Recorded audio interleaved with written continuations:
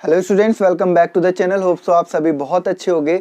बच्चों, अगर आप लोग क्लास 8th में हो और आने वाले सेशन में क्लास 9th में एसओएससी में एडमिशन लेना चाहते हो, वो भी ह्यूमैनिटीज़ में, तो आज की वीडियो आप लोग के लिए बहुत ज़्यादा इंपॉर्टेंट होने वाली है। आज हम लोग डिस्कस करेंगे कि एंट्रेंस एग्जाम में क्या सिलेबस आप लोगों का आएगा, ठीक है, और कितने राउंड में आप लोग का एग्जाम होगा उसके बारे में भी हम लोग डिस्कस करेंगे। पूरी डिटेल वीडियो आप लोग को मिल जाएगी। उसके बाद आप लोग अपनी सेल्फ प्रिपरेशन जो है स्टार्ट कर सकते हैं। बाकी अगर जितनी हेल्प होती रहेगी मेरी तरफ से होती रहेगी, आप लोग अपनी तरफ से सेल्फ मेहनत करते रहना। चलिए हम लोग स्टार्ट करते हैं, देखते हैं कि हमारे सिलेबस में क्या क्या पूछा जाएगा, कैसे एडमिशन प्रोसेस है। तो हम लोग ह्यूमैनिटीज़ के बारे में बात कर रहे हैं। ह्यूमैनिटीज़ में एडमिशन प्रोसेस जो है वो 2 राउंड में होगी, राउंड 1 और राउंड 2। राउंड 1 में जो है आपका वो रिटन एग्जाम होगा। कैसा होगा? रिटन एग्जाम होगा, जिसकी वेटेज जो है वो 70% होगी। जितने भी मार्क्स का होगा टोटल वेटेज 70% जो है वो आपके राउंड 1 की होगी, जो कि रिटन होगा। और उसके बाद होगा ग्रुप डिस्कशन। क्या होगा? राउंड 2 में होगा ग्रुप डिस्कशन, जिसकी वेटेज जो है वो 30% होने वाली है, ठीक है। अब राउंड 1 जो आप लोगों का रिटन एग्जाम होगा उसमें क्या क्या आएगा, और राउंड 2 जो आपका ग्रुप डिस्कशन होगा उसमें क्या क्या टॉपिक दिया जाएगा, इसको भी हम लोग डिटेल में डिस्कस करते हैं। तो आप लोग यहाँ पे स्क्रीन पे सामने देखिए, आप लोगों को दिख रहा होगा। सबसे पहले सेक्शन 1 है, ठीक है। सेक्शन 1 में आपका रीडिंग, कॉम्प्रिहेंशन और लैंग्वेज एबिलिटी आएगा। टोटल 4 सेक्शन होंगे। चारों सेक्शन को समझना बहुत जरूरी है, ठीक है। देखिए, चारों सेक्शन को समझना बहुत जरूरी है। राउंड 1 के लिए मैं बात कर रहा हूँ। तो सेक्शन 1 में आप लोगों का स्क्रीन पे देखेंगे आप लोग तो क्लियर हो जाएगा कि आप सेक्शन 1 के अंदर आप लोगों को कॉम्प्रिहेंशन दिया जाएगा। कॉम्प्रिहेंशन को पढ़ के आप लोग को जो भी इंफॉर्मेशन मिलती है उसके रिगार्डिंग आप लोगों को क्वेश्चन के आंसर देने होंगे, और क्वेश्चन आप लोगों के एमसीक्यू आएंगे। सेक्शन 1 में टोटल 15 क्वेश्चन होंगे आप लोगों के, ठीक है, और 15 मार्क्स के ही होंगे। उसके बाद हम लोग सेक्शन बी की बात करें तो सेक्शन बी में आपका लॉजिकल रीजनिंग होगा। लॉजिकल रीजनिंग में आप लोगों को सेम वर्बल और नॉन वर्बल दोनों प्रिपेयर करना है। यहाँ पे सारी चीज़ें क्लियर है। और रीजनिंग की तैयारी करने के लिए आप लोग अभिमन्यु टेस्ट सीरीज देख सकते हो, आपकी बहुत ज़्यादा हेल्प करेगी। सीजन 1 और सीजन 2 देखिए, ठीक है। उसका लिंक मैं आप लोगों के लिए कम्युनिटी पे शेयर कर दूंगा। वहां से आप लोग जाके पूरी प्लेलिस्ट देखिए। मैंने क्वेश्चन भी दिए हैं, आप लोग क्वेश्चन भी सॉल्व कीजिए, और उसके आंसर का सोल्यूशन, उसका आंसर जो है उसका पीडीएफ आपको नेक्स्ट वीडियो के डिस्क्रिप्शन में मिल जाएगा, और उसके क्वेश्चन भी मिल जाएंगे, ठीक है। तो मतलब क्वेश्चन और आंसर दोनों पैरेलल चलता रहेगा। आप लोग अगर सीरीज से देखोगे तो आपको कोई भी डाउट नहीं होने वाला, ठीक है। तो सेक्शन बी की तैयारी आप लोग अभिमन्यु टेस्ट सीरीज से कर सकते हो। टोटल 15 क्वेश्चन आएंगे, ठीक है, और ये भी 15 मार्क्स का होगा, एमसीक्यू बेस्ड होगा। उसके बाद सेक्शन सी की बात करें तो डेटा इंटरप्रिटेशन होगा।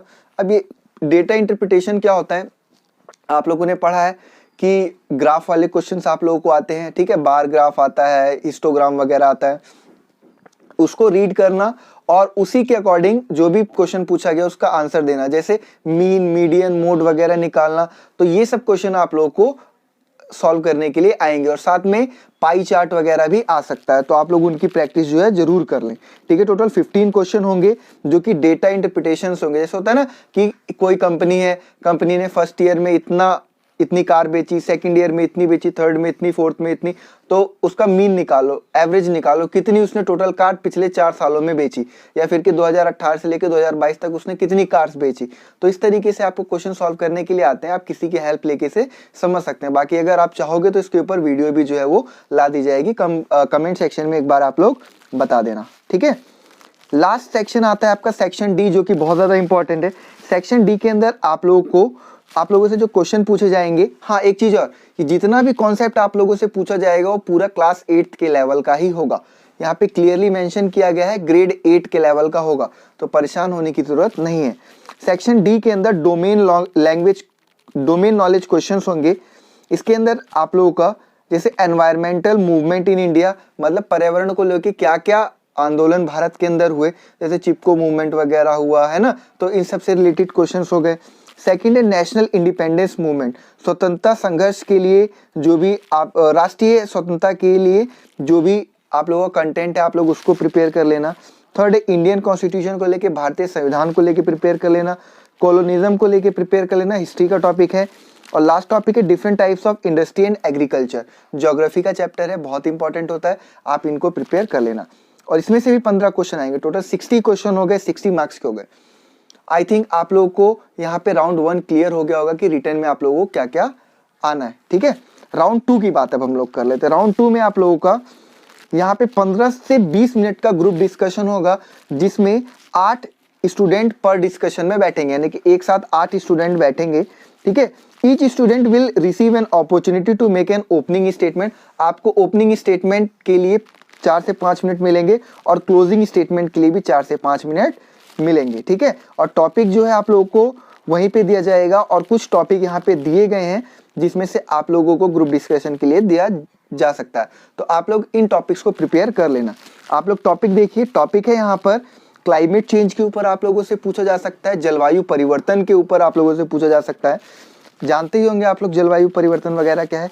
डिफॉरेस्टेशन के ऊपर पूछा जा सकता है, ठीक है, वनों की कटाई के ऊपर पूछा जा सकता है। सब्सिडाइज इंटरनेट प्राइसेस, यानी कि जो इंटरनेट के ऊपर जो सब्सिडी मिली है, जो इसके प्राइस है उस पर जो सब्सिडी मिली है, छूट मिली है, उसके ऊपर भी आ सकता है, ठीक है। और फ्री इलेक्ट्रिसिटी के ऊपर आ सकता है। देखो, फ्री इलेक्ट्रिसिटी और सब्सिडी जो है इंटरनेट पे, ये हमारे लिए किस तरीके से फायदेमंद है, किस तरीके से नुकसानदायक है, दोनों पहलू आप लोगों को पता होना चाहिए। Odd even rule for controlling air pollution, air pollution को रोकने के लिए जो ऑड इवन पॉलिसी है उसके ऊपर आप लोगों को आ सकता है। पब्लिक ट्रांसपोर्टेशन का यूज करना फायदेमंद है कि नहीं है, दोनों पहलू आप लोग पढ़ लेना, ठीक है। डिजिटल इंडिया के ऊपर भी आप लोगों को ग्रुप डिस्कशन दिया जा सकता है, ठीक है। ग्रुप डिस्कशन जब भी दिया जाता है तो हो सकता है कुछ बच्चों को दिया जाए कि आप पॉजिटिव साइड बोलिए, कुछ बच्चों को नेगेटिव साइड। तो आपको अपना पॉइंट ऑफ व्यू रखना है, चाहे पॉजिटिव हो चाहे नेगेटिव, आप दोनों तरफ से तैयार रहिएगा। आप लोग कंटेंट लिख सकते हैं, सेल्फ लिख सकते हैं, अपनी सोच के ऊपर लिख सकते हैं, क्योंकि जो आप लोग खुद अपने हिसाब से लिखेंगे वो सबसे ज्यादा बेटर होगा। कहीं से छापने की जरूरत नहीं है, ठीक है, इंटरनेट वगैरह से। अपने आप लिखो, अपने आप सोचो। बाकी और भी कोई अगर अपडेट आती है ह्यूमैनिटीज के रिगार्डिंग तो मैं आप लोग के साथ शेयर कर दूंगा। और अगर वीडियो अच्छी लगी हो तो चैनल को सब्सक्राइब जरूर कर लेना और अपने दोस्तों के साथ शेयर जरूर कर देना, ताकि उनकी भी हेल्प हो जाए। और साथ में कनेक्टेड रहिएगा, कोई भी अपडेट होगी तो लगातार शेयर होती रहेगी। All of you, thank you for watching the video. Stay connected and be updated.